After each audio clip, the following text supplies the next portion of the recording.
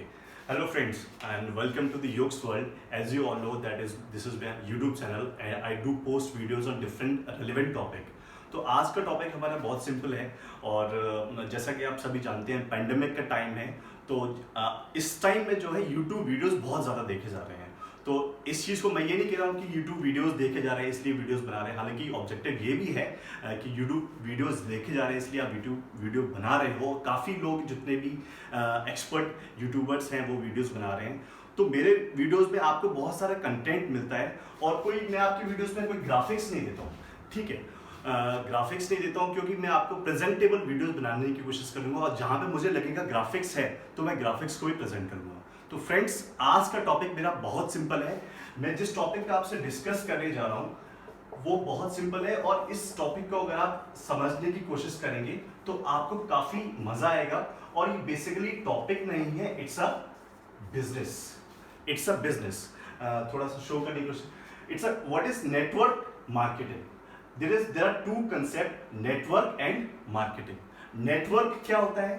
जैसे कि आप दोस्तों से मिल रहे हो, कंफर्टेबल रह के वीडियो बनाएं। जैसे कि आप दोस्तों से मिल रहे हो तो आप जैसे सपोज करो मैं आपसे मिला, मेरे पास में कोई चीज़ है या आपके पास में कोई चीज़ है, आपने मुझे वो चीज़ अच्छी लगी, मुझे वो चीज़ अच्छी लगी, आपने मुझे वो चीज़ दे दी, ठीक है। मुझे आपके पास में वो चीज़ मिल गई और फिर मैं उस चीज़ के बारे में 10 लोगों से बोलूँगा कि ये चीज मुझे इस पर्सन से दिया है, इस पर्सन से मिला है और मुझे उस चीज की रिक्वायरमेंट और है क्योंकि मुझसे 10 लोग और मांग रहे हैं। तो उस केस में क्या होगा, आपका क्या बनेगा, network. You will create a network. आप एक नेटवर्क बनाने की कोशिश करेंगे जहां पर कि 10 लोग आपसे और डिमांड कर रहे हैं उस पर्टिकुलर चीज की। जैसे एप्पल का आईफोन है, आपने किसी ने बताया एप्पल का फोन है, आप इसको लीजिए और इसको यूटिलाइज कीजिए। आपने यूटिलाइज किया, आपको अच्छा लगा तो आप उस कंसेप्ट को 10 लोगों को और बताने की कोशिश करेंगे। तो यही है नेटवर्क। ये तो हो गया नेटवर्क। अब मार्केटिंग क्या है?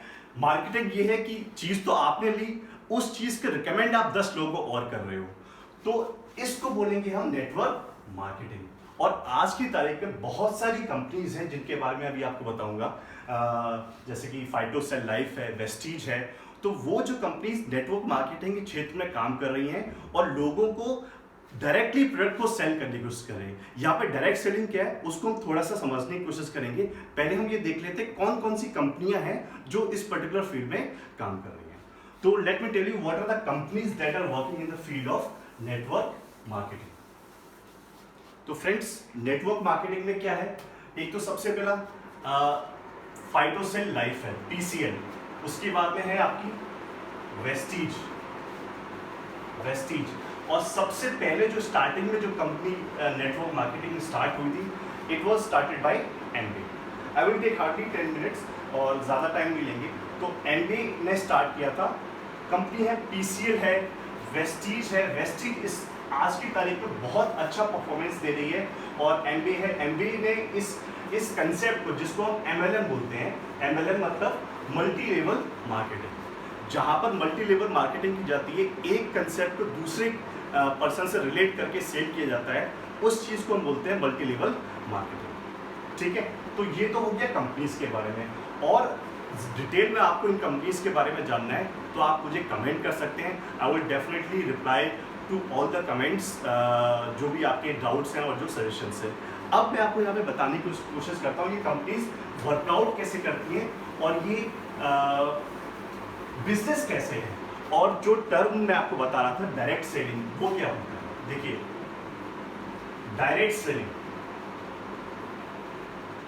सेलिंग क्या होता है कि सपोज करो एक कंपनी है, कंपनी का नाम ए है, एबीसी कंपनी है, एबीसी, ओके। इस कंपनी से आपने एक्स प्रोडक्ट लिया, ठीक है। एक्स प्रोडक्ट को यूज किसने किया, P1 ओके।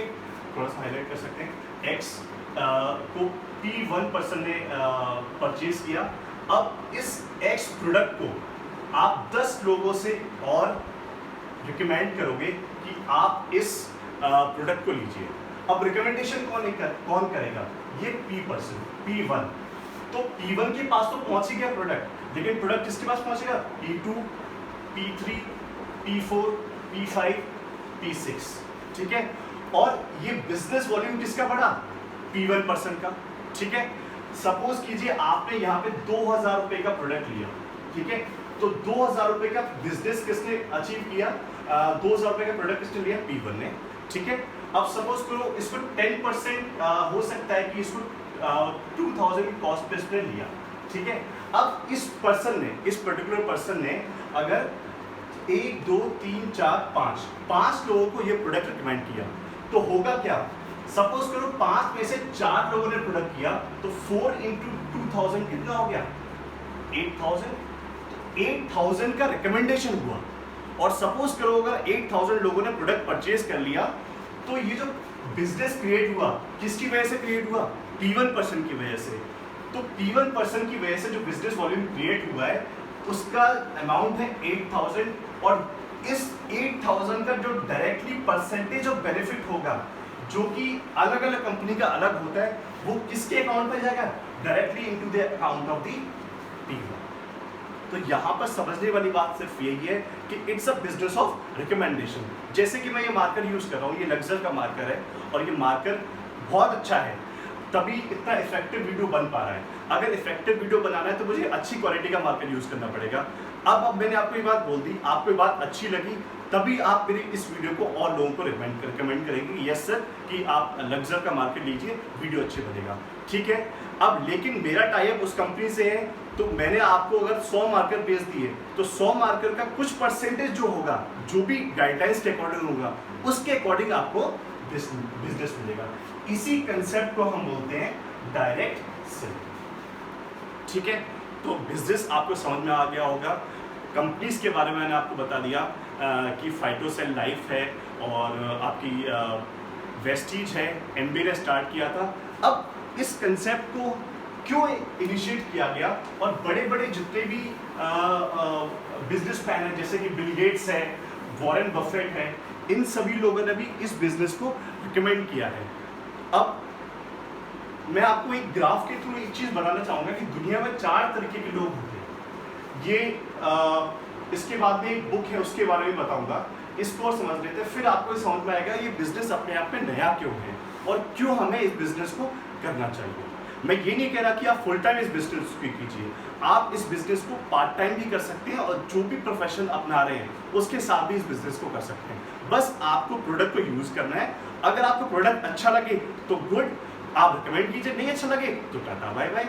और डेफिनेटली काफ़ी ऐसी कंपनीज हैं जो कि अच्छे प्रोडक्ट्स बना रही हैं और उनके प्रोडक्ट रिकमेंड हो रहे हैं और वो पर्सन पर्टिकुलरली बिजनेस को अचीव कर रहे हैं। तो मैंने काफ़ी रिसर्च की है, उस रिसर्च के बेसिस पर इस वीडियो को मैं बना रहा हूँ। तो फ्रेंड्स, कई टाइप के लोग होते हैं। एक तो पहली कैटेगरी में जो लोग आते हैं एम्प्लॉय, दे आर एम्प्लॉयज। उसके बाद आते हैं सेल्फ एम्प्लॉयड, फिर आते हैं बिजनेसमैन। बिजनेसमैन आप जानते हैं।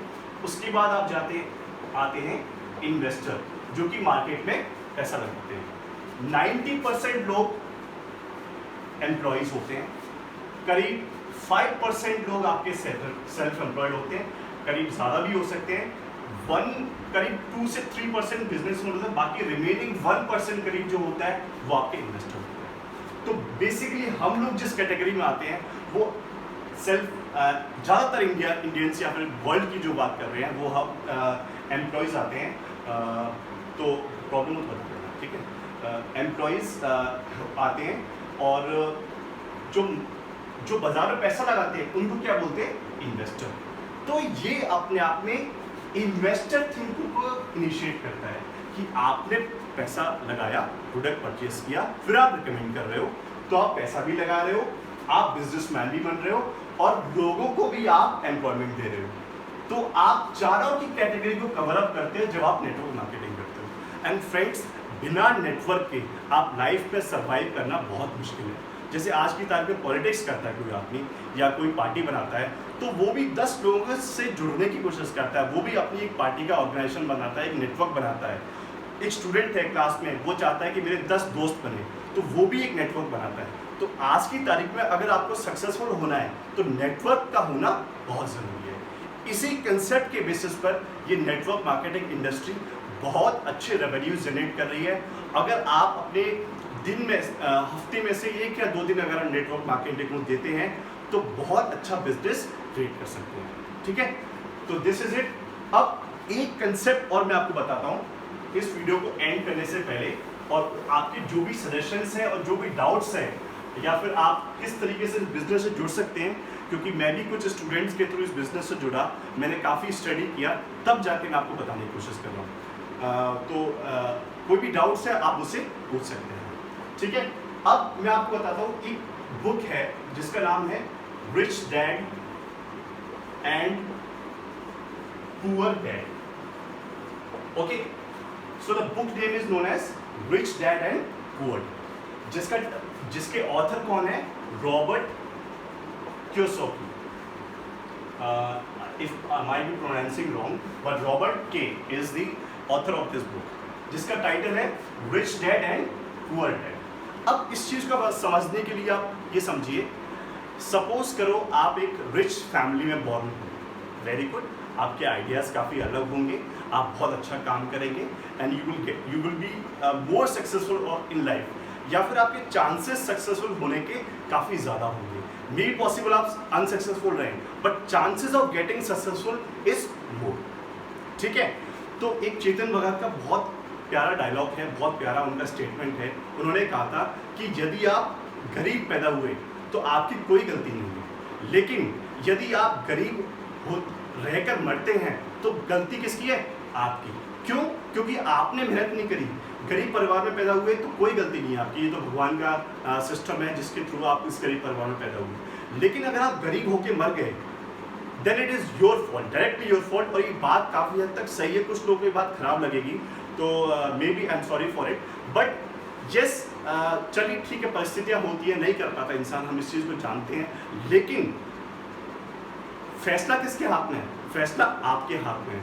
तो अगर आप मेहनत करेंगे तो definitely you have a chance that you can become a rich person in life and you can die after being prosperous. ठीक है, तो इसी कंसेप्ट को ये बुक बताती है कि रिच डैड और पुअर डैड दो एक अलग कंसेप्ट है। अगर इन दोनों कंसेप्ट को आपस में अंडरस्टैंड किया जाए then we can do a good series of networks and we can be very much successful in our life in all the 4 domains: businessman, investment, self-employed and employed. ठीक है, हर रिच डैड चाहता है कि मैं अपने बेटे को रिच बनाऊं और हर पुअर डैड ये चाहता है कि अपने बेटे को मैं पुअर होने से बचाऊं। तो इसी पैरेलल थिंकिंग को, इस टॉपिक ही इतना डीप है, अगर आप इसको समझें, कोई भी पुअर डैड नहीं चाहता कि मेरा बेटा पुअर हो। तो मेहनत किसको करनी है? आपको।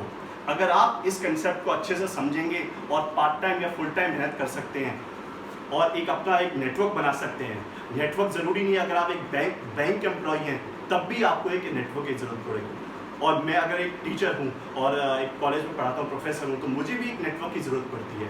तो यस, नेटवर्क मार्केटिंग आज की तारीख में बहुत अच्छा कंसेप्ट है और इस कंसेप्ट के बेसिस पर आप काफ़ी सारी चीज़ें सीख सकते हैं। So thank you friends, thanks for watching the video. If you have any doubts and suggestion, you can comment and discuss with me. Thank you.